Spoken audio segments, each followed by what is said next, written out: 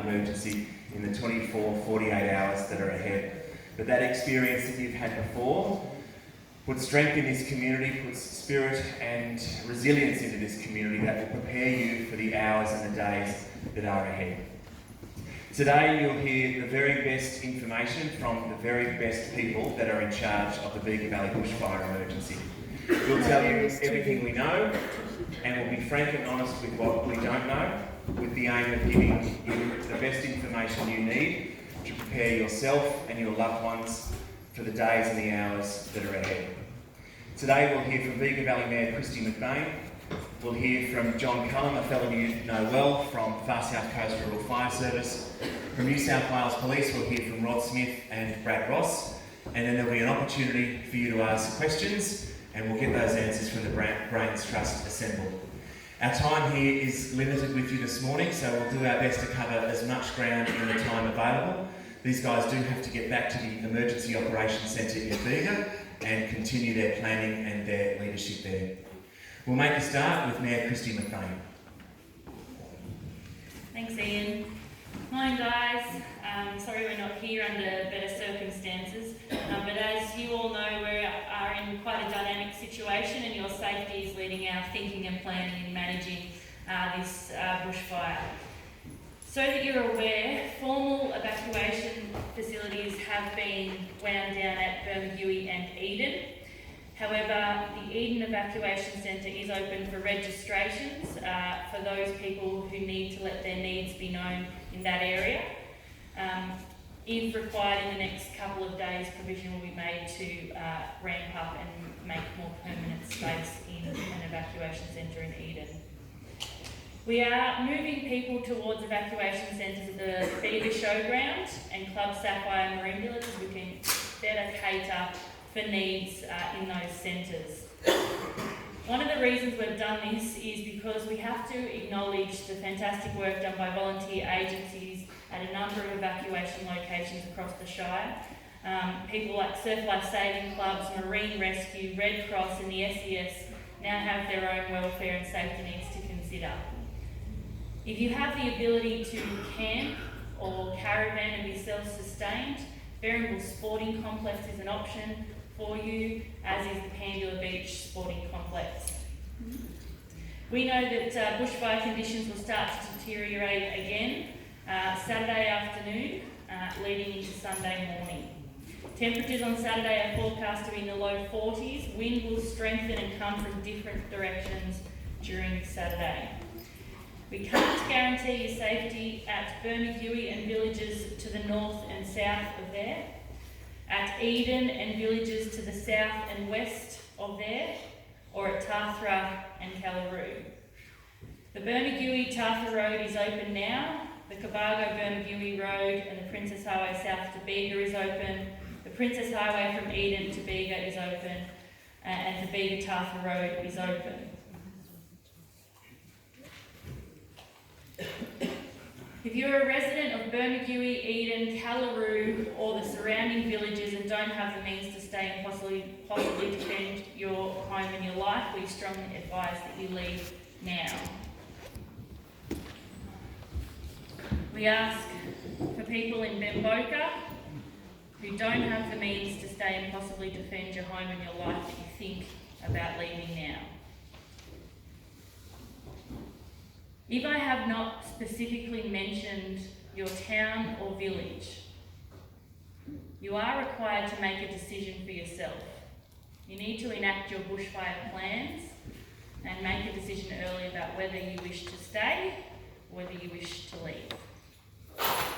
It's not considered safe for you to travel north towards Narooma. As I said, people are invited to head to the Bega Showground Evacuation Centre and Club Sapphire Marimbula, where there is power, food, water and mobile phone coverage. Both of these evacuation centres are being staffed by a range of support agencies that will be able to support you and make you comfortable while you're away from home. You'll also have access to the townships of Bega and Marimbula. If you choose to move to Bega Showground or Club Sapphire, we ask that if it is possible, to bring bedding materials with you. If you can't do that, alternative arrangements will be made. If transport is an issue for anybody and they want to evacuate to one of these places, can you please let us know so that we can speak to you separately? At our first briefing this morning, there was, as everyone is now aware, New South Wales has declared a state of emergency. There are a range of New South Wales police and emergency agencies moving into a number of different areas in the Shire. In Zone 1, there will be police and emergency service agencies moving into the areas of Cobargo, Quorma and communities from Moggarika up north towards Bemboka, and advising these people that it is now time to leave. In the areas of Brogo, Upper Brogo, Numbugger, Cooper's Gully, Angledale and Bemboka, police and emergency service agencies will be moving into these areas and advising these people that it will be time to leave. In Tathra and Kallaroo, police and emergency service agencies will be moving into these areas and advising them it is their recommendation that they leave. And in areas Womboyne, Kaya and communities to the south and west of Eden, police and emergency service agencies will be moving into these areas and advising them that they are recommended to leave.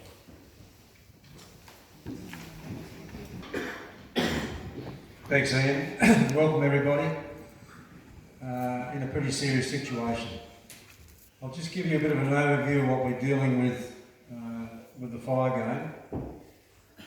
We've got on Monday night we had the Badger fire tear through this country behind us and go through to Cobargo, parts of Bemboka and into across the highway, Verona, Quorma, and into Digman's Creek, but only partly to the coast to Bermagui and Tanger. So from the Mumble Mountain north, there's still country in there not burned. Further north, we're dealing with fires out of the Arrowin Valley, out of the Clyde Mountain. Those fires are still active and live and have done enormous amount of damage on the coast there, but there's still areas there that haven't been burned.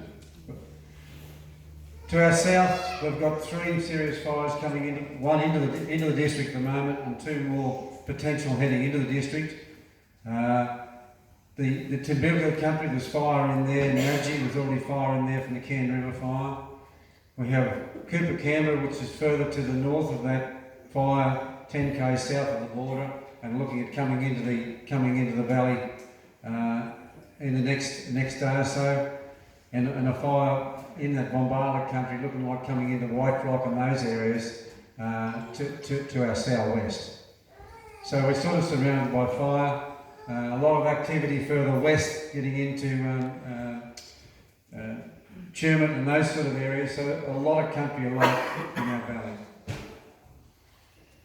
From the fire the other night, on the Monday night and into Tuesday, we've done reasonably well with that fire, but the southern edge of that fire has been blacked out in most cases, but it only takes a spark to start that fire up again. We're working on a flank adjacent to the power station to our northwest, and attempting to get a line up over the mountain and join up with some of the major roads on top of the mountain, being Zai Road, Bemboka River Road, Fastagutta Road and those type of roads, giving us a chance to do something with that. We haven't had a lot of use of aircraft, mainly because you can't see.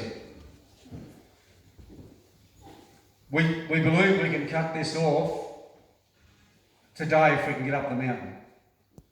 We're also clearing up the power line once again to the northwest, and 2 or 3 assets there, along with you people here, that are really critical to this valley, being the big power line coming into town, but also the highway. I know you're going to say to me, what's the fire going to do? I don't know. Weather conditions tomorrow are serious, and 60km/h winds, 40 degrees temperature, no humidity. If this fire gets out of the blocks, it's going to go and will move very quickly. And from the other night, while there's separate fires and separate behaviour with the badger fire that ripped through and did most of the damage, linking up with the lightning strike on top of the mountain here, this will get steam as well under those conditions. So I'm really urging people to be organised, have a think about what your actions are going to be. We've got time for people to make decisions. We'll be setting strike teams up in here and machinery here at Bemboka tomorrow, and setting crews at Bemboka, at Tafra and at Eden.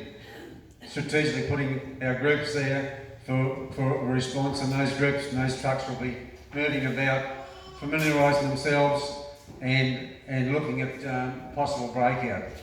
One thing with the wind, one advantage of the wind might clean the air so we can see what's going on. No, seriously.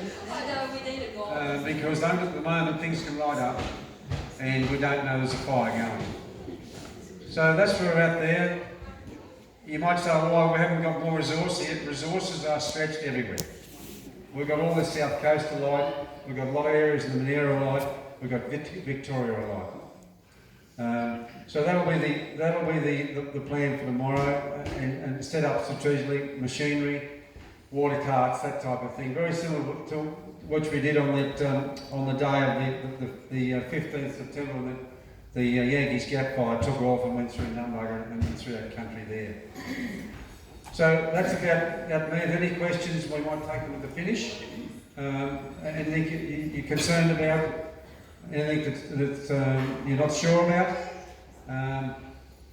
The fire the other night did an enormous amount of damage through a lot of areas, particularly Cabargo and Corma, but it did a lot of damage through the flank of this fire through here. You may not have a truck turn up at your place. We'll make every effort to try and get there. If you're concerned, please ring 000.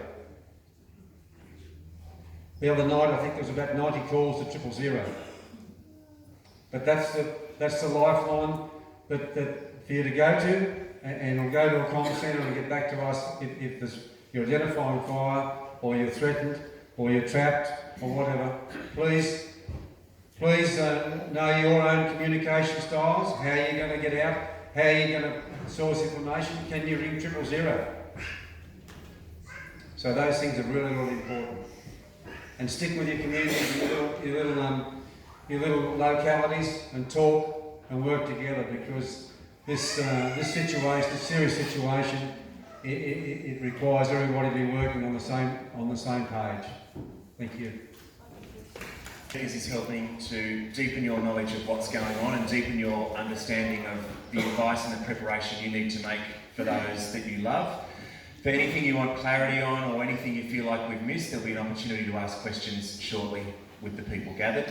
We're also streaming this live to Council's Facebook page, and the recording of this meeting will be on Council's Facebook page at the end of it for you to watch, listen back to, and share with friends and family. There's lots to take in, and that resource will be there for you to listen back to later. I appreciate that, yeah, I'm sorry. I'm so glad you're here though, to hear it firsthand. Thank you for being here. In the last 12 to 24 hours, we've seen a lot of extra resources come into the region from New South Wales Police. Chief Inspector Rod Smith from Goulburn is part of that, and Rod Smith is our next speaker.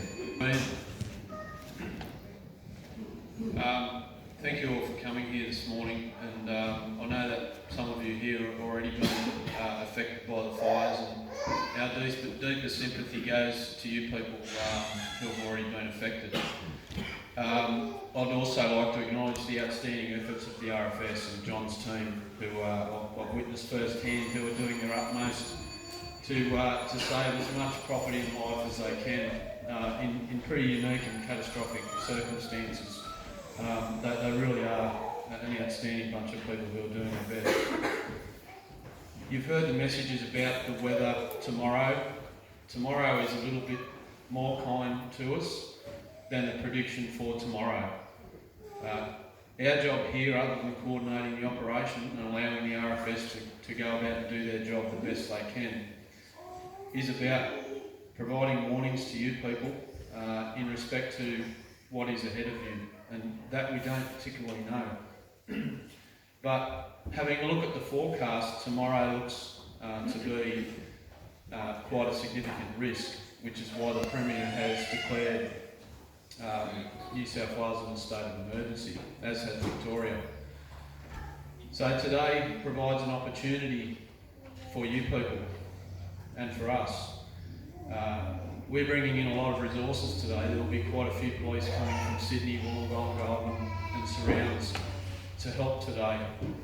And the main purpose of that is to not only look after the traffic management around here, but to get to as many communities, as many houses as we can, to provide as much warning to you people as we can. And it's fantastic that you're here because you can hear it firsthand.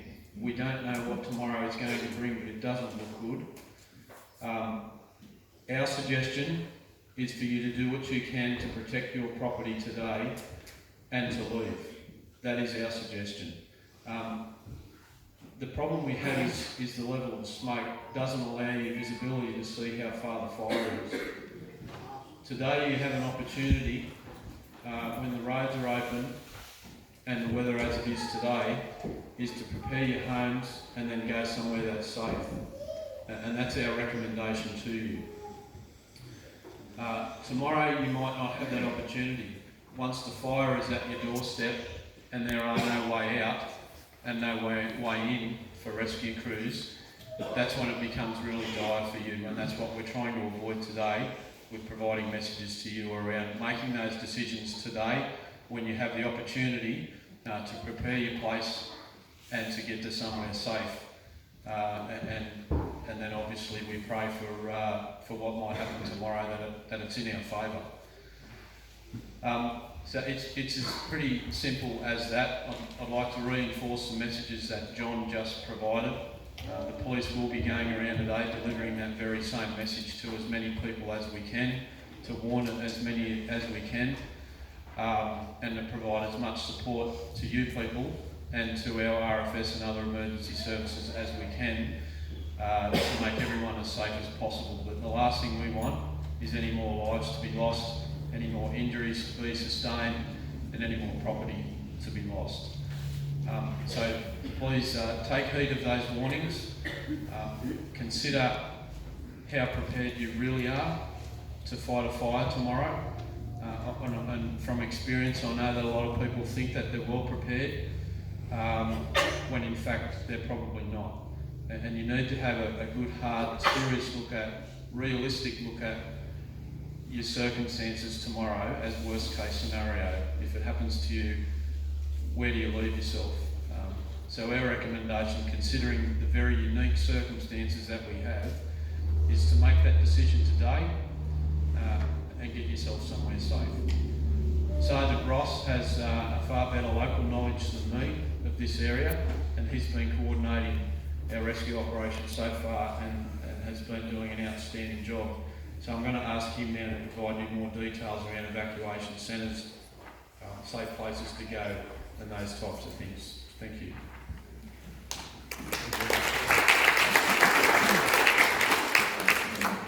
I'm Acting Sergeant Brad Ross, and I'm the officer in charge of the local emergency operations centre, which is set up in Bemboka. Just for those who don't know too much about an operations centre, we have representatives of all of the emergency service organisations, as well as government organisations, and I can't stress what a fantastic job the Bega Valley Shire has done to support our operations centre. We've got their staff working tirelessly in there, and they're working side by side to get us all through this emergency situation that we do have. Our job as the EOC is to support the RFS with whatever resources that they need, and also with whatever support that they are. So what we have been working on, as the Superintendent said, is preparation for tomorrow, and with the extra police that we have brought into our far south coast area, we've prioritised areas that we need them to go and do those door knocking at. So we have police out on the ground at the moment, telling the community what the situation is and what our suggestion is, and that is to leave now. So please do come knocking on your door. It is a serious situation. We do need you to leave. I can't stress that enough. The Lions Club have provided some food in here today that they brought to the hall. There's a free invitation for you to stock up those supplies if you wish to stay and defend your house here. I want to stress though that this is not a safe place, it's not a designated safe place to be, so please, we don't want the food left. This isn't a place to hunker down and seek sheltering. It's a place for you to obtain that food and then to move onto your residences, or if you're going to evacuation centres, you can take that food with you. So thanks very much to the Lions Club for supplying that food in here today.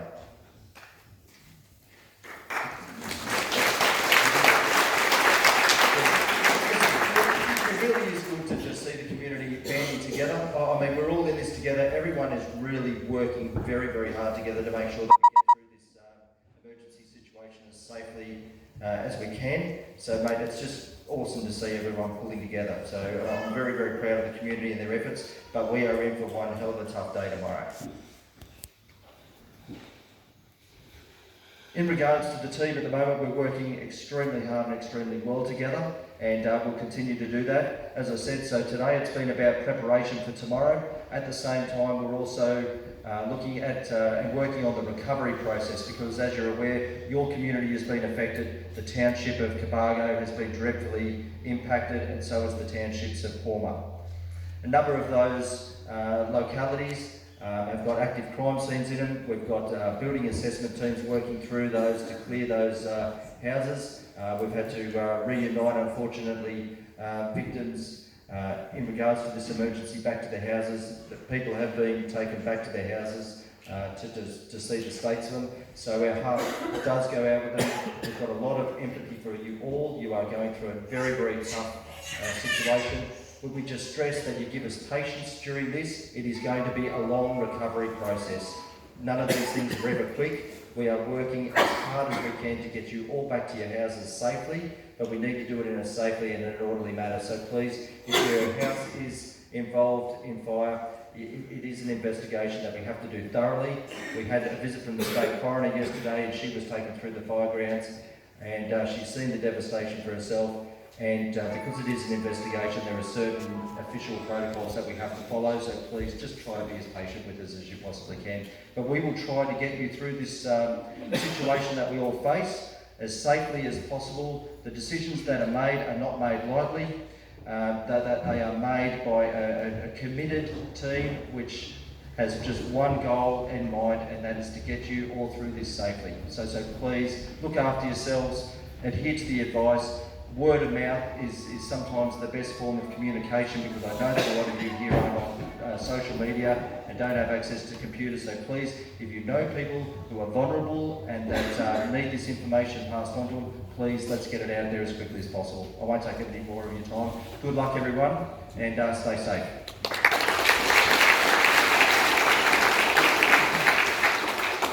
As you can see, there are some good people in charge of this effort, and we were keen to get here today so that you could speak to them directly and ask any questions you have or seek any clarity that you need. Our time here is limited this morning. We'll try and cover as much ground as we can. If you're keen to ask a question, I'd ask that you raise your hand. I'll come to you. I'll repeat the question so that everyone can hear it, and then we'll come to the Brains Trust who are gathered. We'll go to this gentleman here in the brown shirt first. Given the worst case scenario tomorrow, is Bemboka defendable? The question is, given the worst case scenario tomorrow, is Bemboka defendable?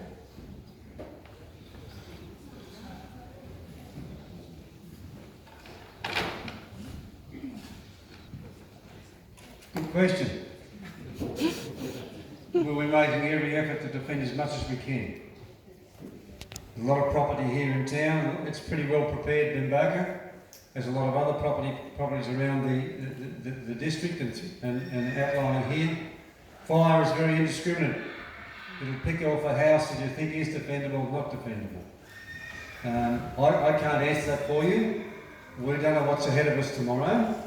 But I'll just repeat, if you're not comfortable stopping and defending your home, psychologically and physically, you need to leave town. We'll go to this gentleman next in the yellow shirt. John, my question's about the country north of Bemboka, directly north. The Badger fire has gone across to the coast. Fire did go behind Pigeon Box. I just want to get some idea of how much under country there is between those two fires. So the question is about the country north of Bemboka in relationship with the Badger fire, which is headed towards the coast. Okay, so we still have active fire in that country. It's burned both sides of the Nelson Street Trail, which was our trail we worked on for Yankees Gap, but it's not doing too serious at the moment. But it's coming around the half circle and back round towards the hydro at the moment. But yes, there is active fire still in there. Can I just ask on top of that, we're at Yankees Gap. Yes. We're prepared, we're going to stay. Yep. We've fought this bloody thing twice and we'll do it again tomorrow. But everybody keeps saying tomorrow's going to be worse. Given the load behind us, behind Indian and that stretched immediately behind Bemboka, when we say worse, are we just expecting worse wind? Because we honestly feel, listening to what's happened behind us on that New Year's Day, that there was so much explosion out there that a lot of it seems to have been burned, even back into the parts that we can see that were burned a year ago. We feel there's less load there and that we'll just be attacked by embers and possibly not the wall that's been going through these other places. Is that a reasonable assumption? That is fairly reasonable, but fire is unpredictable. One of the things, the Badger fire the other night, you can hear that roaring at about 6 o'clock in the morning, in the evening. That got head of steam, made its own weather, picked itself up and got stuck into those valleys heading to the coast. Yarra, Ballera, Verona, those sort of areas there, and pelted down into there, making its own weather as it went. Yes, we've had a big break on the Yankees Gap with the previous fire, and a lot of country's been taken out there, and a lot of fire did die down in that area. Now, whether that was part of the weather cooling down and setting down with the effects, yet to be determined. But the comments you're making is reasonable. My feeling is that don't ever think that because the wind's blowing this way, you won't have fire that way. That's exactly what was going on with this fire up here. It's burning back against itself and the wind back towards the hydro, and it was spotting back towards the hydro. It would have been visible from here, some of that. But yes, there's been a lot of country burned out there, and if you're prepared and you're organised and geared up, ready to go, physically and mentally, that's your call. Where's the next question? This lady here at the front. Yeah, we're out at the Villa and like everyone have no telephone or internet. If we see a new fire erupting up in the bush, is there a UHF channel that we can report that on? So this lady is from Magilla, and like many of you, with no power, no telecommunications, if you see a fire, a new fire, how do you report that? Is there a UHF channel you can report a new fire on if you don't have the phone, if you don't have other communications? Okay, so you got neighbours? A couple. Do you talk? We talk. You need to start talking now. We talk a lot. We wouldn't want you on the. There would be channels on UHF you could get hold of. The ABC radio. Can you get ABC radio where you live? Well, we've got electricity. No. What about little training? Little battery training. We haven't got one. Well, you need to get one. Yeah. Sorry, but that's where the information is coming through. Yeah. And has your But they neighbour? have- what I'm saying is they have to get it from somewhere. And if we see it, where do we report it? Okay. So how far? Have you got a neighbour close by with a mobile phone or a phone? No one's got reception. Does the AAA still work if you don't have reception? Triple O has been working up here with very little reception. Yeah. How far out the Gilla Road? East Sands Corner. Okay. What's your plans? We've cleared around the house completely with the backhoe. We've got a great big empty dam and put everything down there. We've got blankets, water, everything down there. We've got blankets up around the house. We've we're accepting that one of the other houses is going to go. We're not going to worry about that at all. We've got our fighting unit with our 2,000 litres of water. So you're doing well. The only thing you need to sort out is the communication side. You've got time to do that. Thank you. Where's our next question? Yes, this lady here. Okay, our neighbour has taken off, okay, she left on New Year's Eve, okay, into Bega. Her place is not trimmed, not cut, not anything that looks like a death trap. We had the fire down the bottom here on New Year's Eve, and it's burned up to our place, okay? Our place is fine, we got everything in and protected it, but her place isn't. So if that catches a light, that's going to come back onto us. So what can we do? She won't come home and do anything. So this lady is worried about neighbours who haven't prepared their property for bushfire. These guys have done all the right things, prepared their property for bushfire. What can these guys do about neighbours who aren't there, who haven't prepared their property for the event of bushfires? It's too late. I know this. It's too late. Certainly we'll identify that as a problem, as a lot of others around the area, and we're just going to have to work around that one. I know it's a half answer, but it's too late to do anything with that. Continue to prepare your property, be organised. Okay, that's fine. That's fine. You're organised. Yeah. But we can't do that at the moment. No, I understand all that. But yeah. Where's our next question? This gentleman here at the front, and then we'll get to the back of the room. So the fire just came through our place here, just behind us here, near Greens Crossing. Now, it's pretty much stripped us right out, but there is half-burnt trees and things like this. But we are just expecting ember attacks similar to the previous question about Yankees Gap. Is that what you think we should be focusing on for the parts that are just burnt on New Year's? So the country around this gentleman's property has been burnt out in the last few days. He's asking, is ember attack what we should be expecting, given that the country around us has been burnt out? Absolutely. That's what will catch you. And that's the people stopping and defending their properties, be mindful that the smallest particle of fire in the air, you're probably seeing a lot of leaves around Bemboka at the moment burnt black that didn't light up. That will catch you. And particularly ladders up on the roof, clean your gutters, have buckets of water and hoses if you've got the pressure around your property. Be out and be visible what's going on, and keep eyes wide for that possibility to happen. We'll go to this man in the red shirt and then over to you, sir, on the side. Bemboka doesn't seem to have any fuel services. Where's our places called to pick up fuel? The gentleman's asking about fuel, about petrol. Bemboka doesn't seem to have any. Where's the nearest place to get fuel from?